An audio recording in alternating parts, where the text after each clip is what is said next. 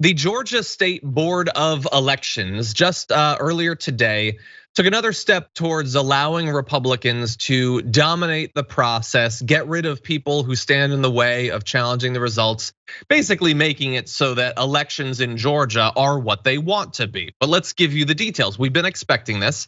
The board voted unanimously on Wednesday to approve a bipartisan 3-person review panel to investigate Fulton County, a Democratic bastion that includes most of the city of Atlanta.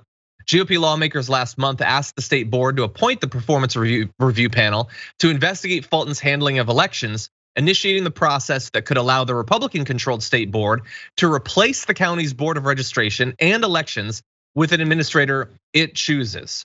So they're now one step closer to that process. And let's just point out, there's a lot of ways where invocations of the concept of bipartisanship don't really mean anything.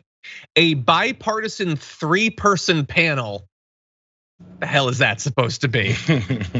Oh, good. You're gonna have a Democrat on the thing where the 2 Republicans will dominate everything. That's cool. Anyway, the current state election board, which has a 3-1 Republican majority, hey, it's bipartisan. Anyway, would appoint a temporary administrator to run Fulton County elections if it finds wrongdoing. The county board could seek reinstatement. If the state board refuses, its administrator would remain in place for at least 9 months.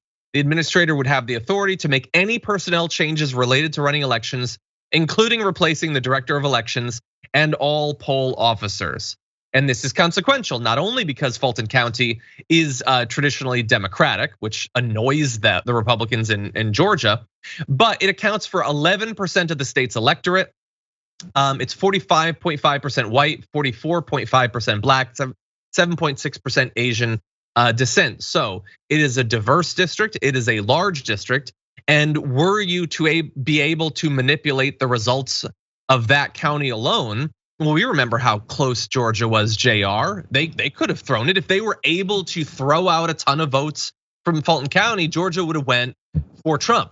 I will remind everyone that Trump still would have lost the election, but this state now is potentially on a path to have its elections be sort of ceremonial. Like you could go about the motions of it if you want, but they might be able to put whichever QAnon supporting person they want to be in charge of it. And they will. That's basically what they're saying. Now, the number of Republicans, especially in states like Georgia, were talking about how they got pushback. They pushed back on Donald Trump, and they had issues with Brian Kemp had issues, and then the Secretary of State got a lot of hate from Donald Trump over him losing that state for them, and they had this this image and this feel of being these Republicans that are fighting for the real rights of Americans. And although that they don't like Joe Biden and they don't like these Democrats, they're doing the right thing.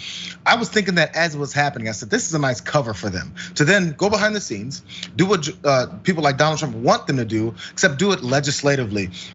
Start chipping away at voting rights in a way that you can solidify it with the laws and the power that you can contain behind it. Yeah, they can say, we don't want to yell about it and go on Fox News every day like Donald Trump does and say, hey, took it from me, I can't believe it.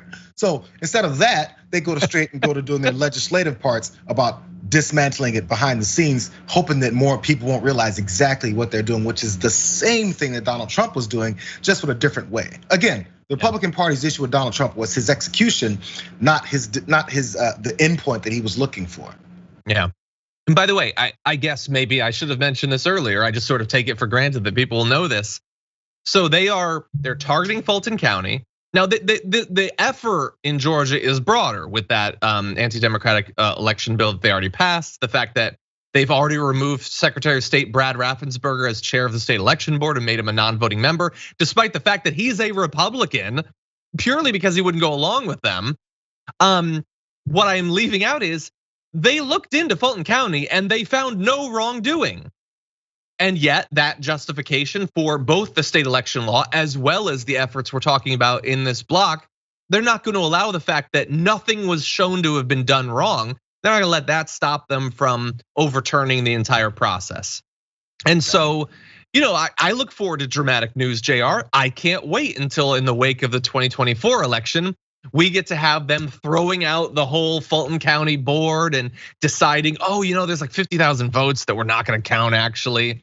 gonna be really exciting news. Maybe it'll be a big news Wednesday. And you know what'll happen when Democrats or anyone who was screwed over by the system responds to that and says, "Hey, you guys are doing a bunch of electoral things to steal this election." You know what they're gonna say? "You guys sound like Donald Trump back in 2020. How dare you challenge the results of an election? You guys complain about Donald Trump." This is the setup for that. He's this crazy madman, which he is. And then after that, we change the rules so that after we do cheat, which they have been trying to do, after we do cheat and try to win some more elections, and someone brings it up, they're just like Donald Trump. This is the way this is gonna set up. And the general public who doesn't pay attention to every step of this process will go, "Yeah, they do sound like Donald Trump. Look at these sore losers. How dare they complain about Donald Trump doing this, and now they're doing it." Stay tuned for 24. Oh, it's gonna be fun, except not.